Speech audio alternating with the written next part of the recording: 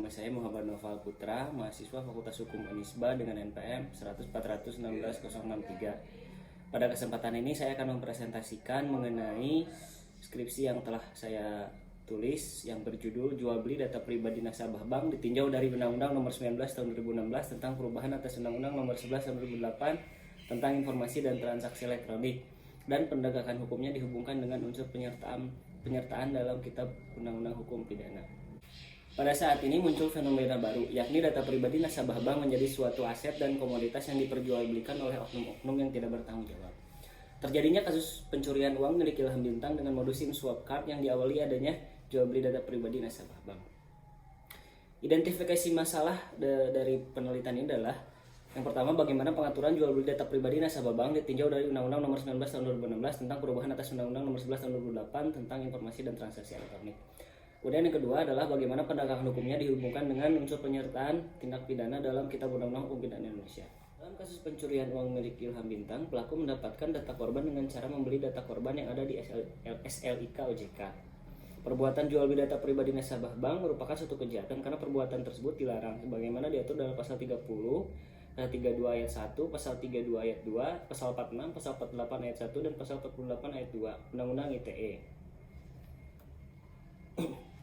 Penegakan hukum pengaturan jual beli data pribadi nasabah bank berdasarkan UU ITE dihubungkan dengan unsur pidana penyertaan dalam kitab Undang-Undang Hukum Pidana atau KUHP. Unsur pidana pelaku penjual beli data pribadi dalam hal ini adalah memenuhi pasal 32 Undang-Undang ITE. Yang pertama unsur subjektif, yaitu adanya setiap orang. Setiap orang dalam hal ini adalah pelaku merupakan orang perseorangan. Kemudian dengan sengaja, pelaku dengan sengaja membeli data pribadi tersebut. Kemudian unsur subjektif, tanpa hak atau melawan hukum. Tanpa hak ini maksudnya adalah tidak adanya izin atau perizinan dari korban, yakni sebagai pemilik data pribadi. Kemudian perbuatannya dengan cara apapun memindahkan atau mentransfer yang objeknya adalah informasi elektronik dan atau dokumen elektronik milik orang lain. Dalam kasus ini adalah milik Ilham Bintang. Sanksi pidana pada unsur ini adalah terdapat pada pasal 48 ayat 2 dengan ancaman pidana penjara selama 9 tahun atau denda paling banyak 3 miliar rupiah. Unsur penyertaan pelaku penjual beli data pribadi dalam kasus Ilham Bintang dalam kejahatan SIM card swap terhadap Ilham Bintang dilakukan oleh 8 orang pelaku dan masing-masing pelaku memiliki perannya masing-masing. Menurut pendapat penulis, kejahatan ini tidak dapat dilakukan tanpa adanya informasi mengenai data pribadi korban. Dari data pribadi yang diperoleh oleh pelaku, maka kejahatan pencurian dengan modus SIM card swap dapat dilakukan. Dalam kasus ini, Henry dikategorikan sebagai orang yang membantu melakukan kejahatan atau medekritik sebagaimana diatur dalam pasal 56 KUHP. Kesimpulan dari penelitian ini yang pertama adalah perlindungan mengenai data pribadi telah diatur dalam Peraturan Perundang-undangan Indonesia dalam pasal 26 Undang-Undang ITE yang menetapkan bahwa penggunaan setiap informasi melalui media elektronik yang menyangkut data pribadi seseorang harus dilakukan atas persetujuan orang yang bersangkutan. Dalam pasal 32 Undang-Undang ITE mengatur mengenai perbuatan mengubah, menambah, mengurangi, melakukan transmisi, merusak, menghilangkan, memindahkan, menyembunyikan informasi elektronik dan atau dokumen elektronik. Selanjutnya pasal 32 ayat 2 Undang-Undang ITE mengatur mengenai perbuatan memindahkan atau mentransfer informasi elektronik dan atau dokumen elektronik kepada sistem elektronik orang lain yang tidak berhak. Dengan demikian, perbuatan jual beli data pribadi dapat dikategorikan sebagai tindak pidana.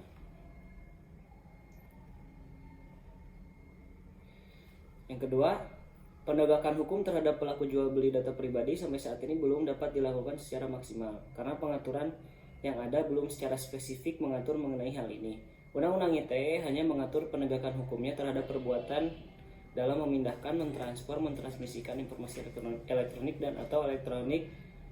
Namun dalam tatanan praktik terdapat pihak lain yang turut serta dalam kejahatan tersebut yang berdasarkan pasal 56 dapat dikategorikan sebagai orang yang membantu melakukan tindak pidana, sehingga pelaku tersebut dapat dijatuhi hukuman pidana. Dan penulis yang pertama adalah pengaturan mengenai jual beli data pribadi di Indonesia memang belum diatur secara jelas dalam Peraturan Perundang-undangan Indonesia, sehingga fungsi dari aparat penegak hukum belum maksimal untuk dapat memberantas kasus-kasus seperti ini. Untuk memaksimalkan fungsi penegakan hukum dan dalam rangka mencapai tujuan hukum itu sendiri, penulis menyarankan agar pemerintah serta lembaga legislatif di Indonesia segera membahas dan mengesahkan rancangan undang-undang tentang pelindungan data pribadi dengan memasukkan pasal mengenai perbuatan jual beli data pribadi. Kemudian saran yang kedua, terhadap penegak hukum dan lembaga penegak hukum, sudah seharusnya lembaga penegak hukum dapat melakukan sosialisasi dan pelatihan-pelatihan terkait model-model kejahatan jenis baru. Kemudian kepada pemerintah diharapkan dapat memperkuat lembaga-lembaga penegak hukum di Indonesia sehingga dapat mengurangi dan menanggulangi kejahatan jenis baru termasuk kejahatan terhadap privasi dan data pribadi yang berdampak pada terwujudnya masyarakat tertib. Selain itu, pemerintah diharapkan agar melakukan upaya sosialisasi terkait pentingnya menjaga data pribadi. Sekian presentasi dari penelitian yang telah saya lakukan. Billahi taufik wal hidayah. Wassalamualaikum warahmatullahi wabarakatuh.